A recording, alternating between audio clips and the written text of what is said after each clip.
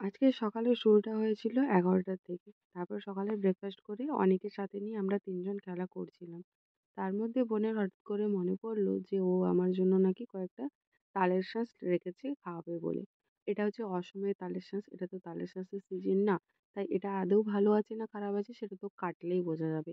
তো এখন রেডি হয়েছে এটাকে কেটে আমাকে খাওয়ানোর জন্য। তালের শাঁস খেতে যতটাই ভালো, এই যে এটাকে কেটে এর মধ্যে থেকে শাঁসটা বের করা তার থেকে দ্বিগুণ কষ্টের আর এখানে বোন একেবারে কাটারি হাতে মা কালীর মতো লেগে পড়েছে তালশাঁস কাটতে। একের পর এক তালশাঁস কাটা হচ্ছে, সবগুলোই খারাপ বেরোচ্ছে। এদিকে ছাদ থেকে ভাই বলছে যে ওকেও কিন্তু দিতে হবে। তালের শ্বাস কম রয়েছে কিন্তু এদিকে ভাগের ভার লোকের সংখ্যা বেড়েই যাচ্ছে। ফাইনালি অনেকগুলো তালশাঁস কাটার পর একটা এই সুন্দর তালশাঁস বেরিয়েছে। তো এইটা খাওয়ার জন্য বোন আমাকে কিন্তু চামচও শাঁসের মধ্যে গেঁথে দিয়েছিল। কিন্তু ওই যে বলে কপালে নেই ঘি ঠকঠকালে হবে কি? আমারও হয়েছে অবস্থা, কারণ অয়ম ওটা খেয়ে ফেলল।